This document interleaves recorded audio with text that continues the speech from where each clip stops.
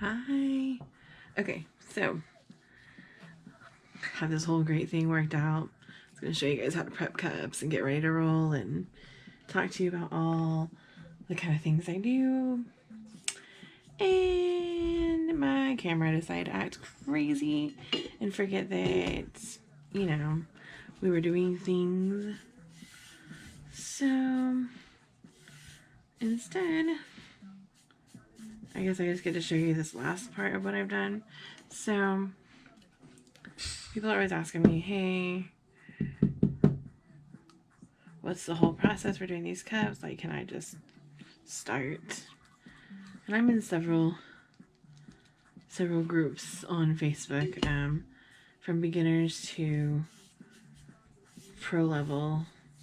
And there's always that one person in the group who says,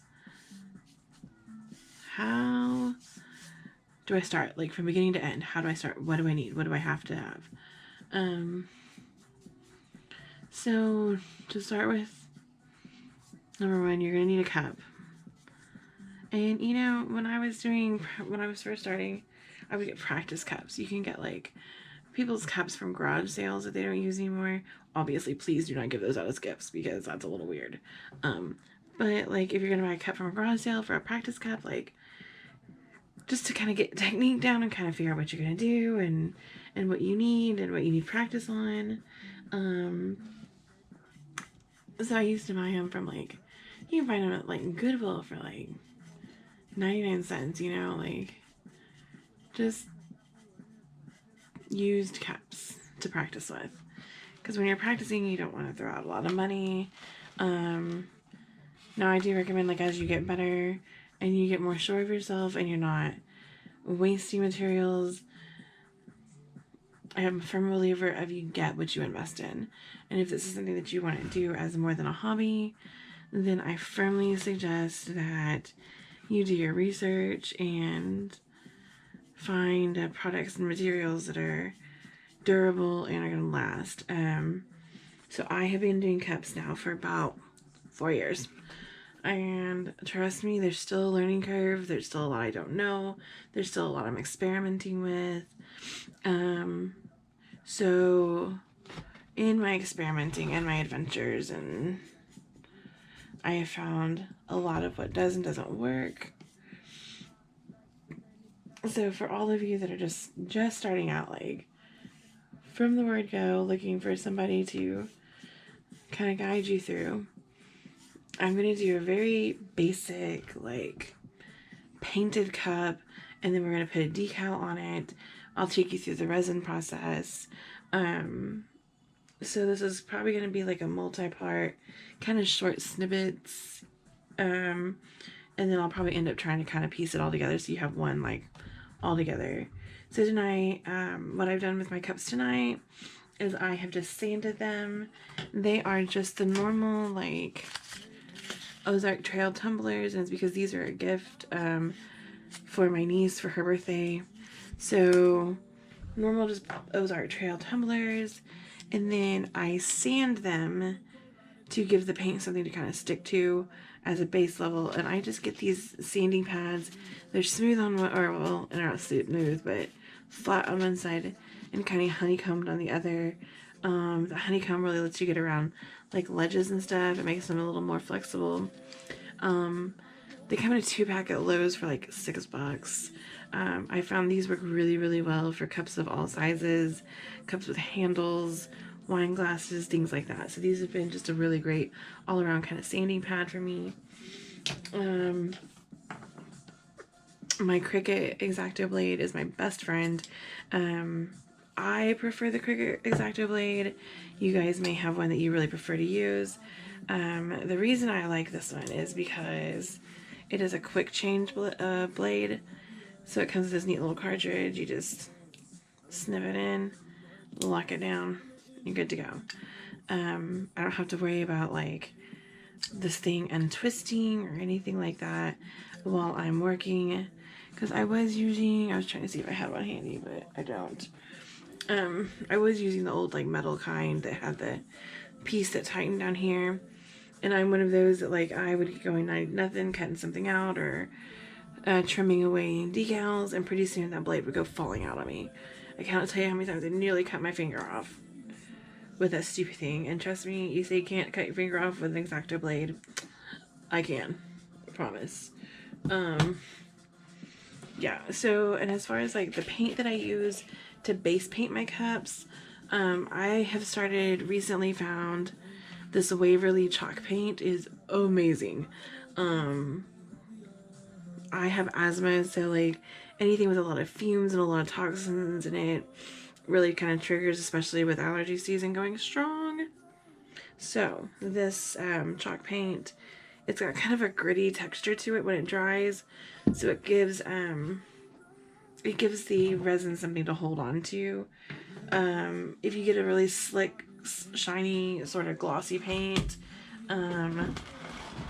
it tends to not adhere as well, and so your resin, you'll get these pockets in your resin that it looks like, well, we call them fish eyes, but they look like little flat spots in your resin, like, because resin, as it levels on the cup, it kind of like domes a little bit.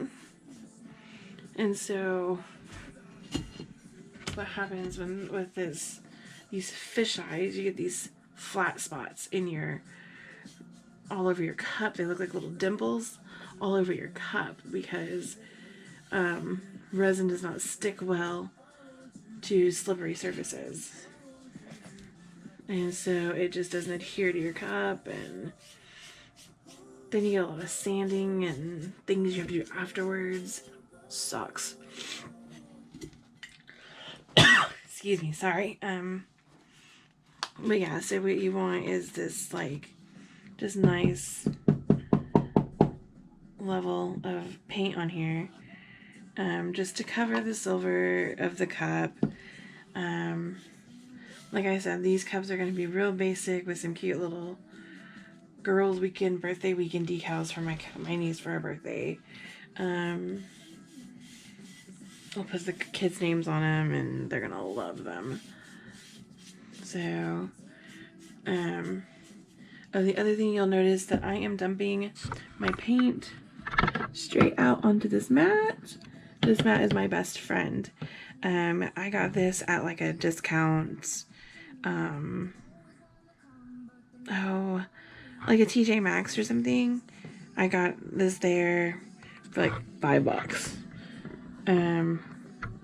You will find there's a use for a lot of kitchen appliances in cup making.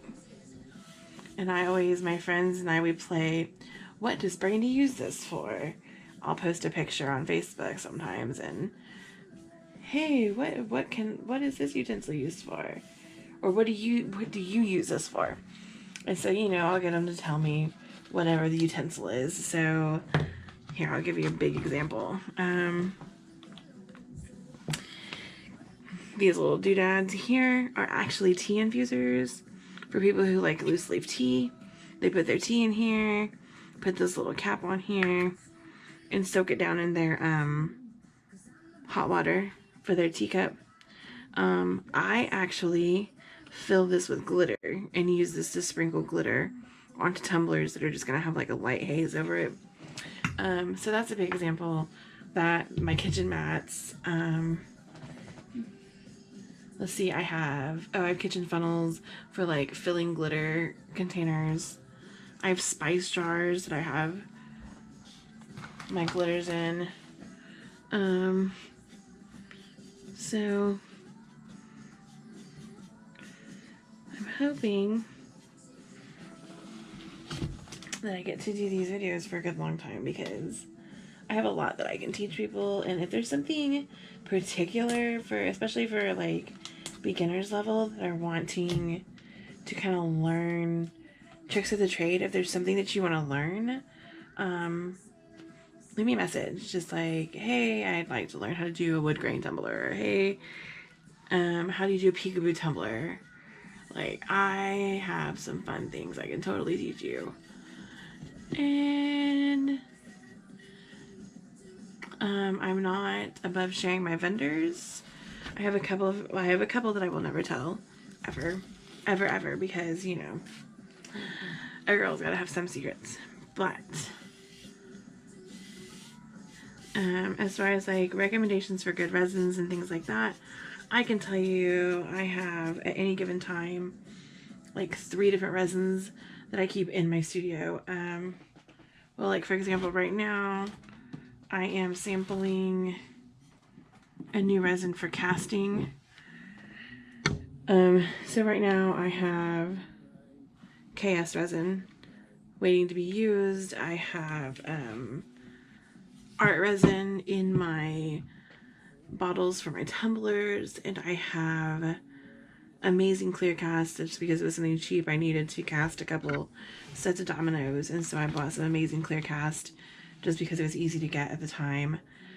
And then coming in the mail, and I'm so excited, is my counterculture resin. I am finally reached this point in my life where I get to try working with counterculture, and I have been dying. I mean, when I tell you I'm dying to try this resin, I have been dying to try this resin. But I wanted to wait till my skill level reached a certain point, because counterculture, it's a whole different scale of resin. It's not like if I had to waste counterculture resin, I would probably sob. Just because it's a higher end resin, and it's not easy to find a distributor who can ship it, because they're very particular about the type of businesses that they do business with, and you have to do like business a certain way in order to be able to like even carry their products. So finding a vendor that I can get it through is hard, because I like to use the small business vendors just because I'm a small business too, and being a small business, you know, we tend to we tend to be a community. We tend to like help each other, and sometimes we even buy from each other things that we could make ourselves just because, you know, we're supporting our friends. Just because, and plus it's nice to support a small business. I mean, like, to you just bought something that you thought was nice and pretty and you wanted to have it. But to that person that you just bought from, you may have been their first sale, you know, all day, or you may have been their first sale ever, especially for a small business that is just starting out, man. Like, first time I got a sale off of my webpage that was like, because I do more than just cups. I also make jewelry and some few other things. Like, when the pandemic started, I started making masks. So when I started getting these orders flooding in for my products, like, my mind was blown. I was like, oh my gosh. You know, at one point I had so many orders that I didn't know how to keep up with them all. Like, they were just coming in faster than I could figure out. There were a lot of late nights spent staying up sewing masks so I can get them out in the mail, because people were getting sick and I wanted to get these masks to them as quickly as possible. And, you know, once you get where you can get your products out quickly, people talk like, hey, she got this in the mail next day or whatever. And so you kind of have a reputation to hold. But man, I just remember that feeling whenever the orders started coming in for my products, and people started ordering my cups, and people started recognizing, you know, you could walk through a business and be like, oh, I made that. You know, that first time you see your product being used out in public, or you see somebody who has one of your products that loves something you made. Because, I mean, we put a lot of our heart and soul into what we do. And when it fails, we're heartbroken as artists. But when it succeeds, man, that's the coolest feeling in the whole world. Like, there is nothing like that feeling whenever you see your stuff doing well, or somebody have one of your products that somebody loved. So yeah, but so yeah, so we have but anyway, so like the counterculture resin is coming in this week, so that's gonna be, I'll definitely have to show you guys that because that's gonna be great fun. I'm actually gonna use the counterculture on these tumblers if it gets here in time, because these have to be ready by Friday. No pressure, but that's okay. Yeah, so working on these. So tonight I just showed you guys how to base coat them. I showed you, oh yeah, let me show you this paintbrush here. This is the paintbrush I choose to use. Says right here, it's an oval mop, a Master's Touch oval mop. You can get these on Amazon. You can get them on at Hobby Lobby. I usually wait at Hobby Lobby until they go on sale. They usually put their Master's Touch stuff on sale every couple weeks or so, and usually it'll go for like half off, 40% off, something like that. And but I love these mops just because they have so many bristles to them, and they're a very soft brush. They're a very easy to use brush. They allow for an even coverage. I'm trying to think what I could show you. Oh, here, this is a larger mop. I use this one for dusting extra glitter off of cups so it doesn't ever see paint or water. But there's, as you can tell, like in a mop, there's a lot of bristles. They're very soft. They're very plush. And they tend to hold like this just fluffy shape. So they allow for a nice even coverage when painting with them. Literally, their word mop, they're mopping on that paint. And you want a nice even coat, especially when you're painting on your base paint, because if you get these like clumpy streaks in your paint, that will show through your resin. You know, these little tiny, little very minute streaks, they're gonna dry nice and even. They're not gonna show through on the resin.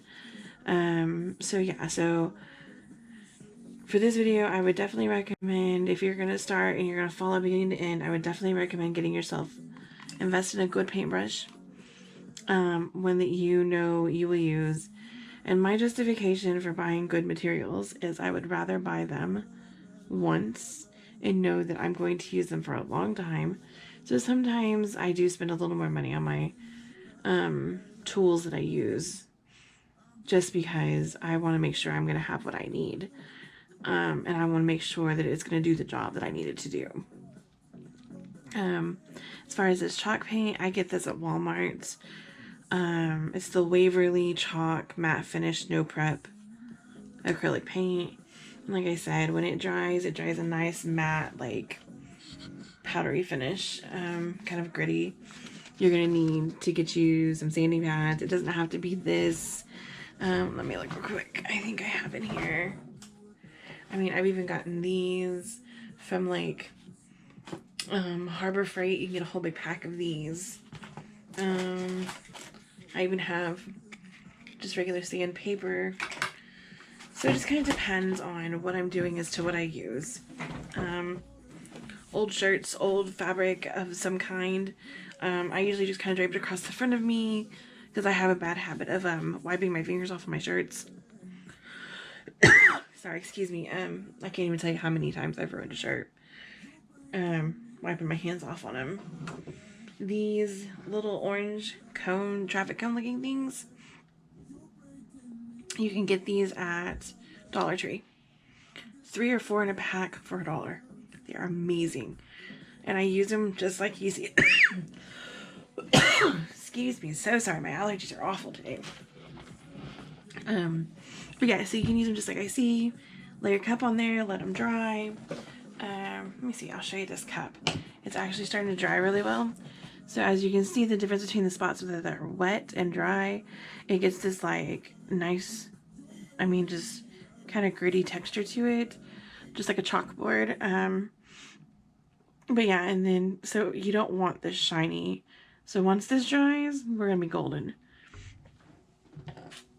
But yeah, so I'll probably let these dry probably overnight just to be safe, just to make sure they've dried all the way through, because there is 2 decent coats of paint on them.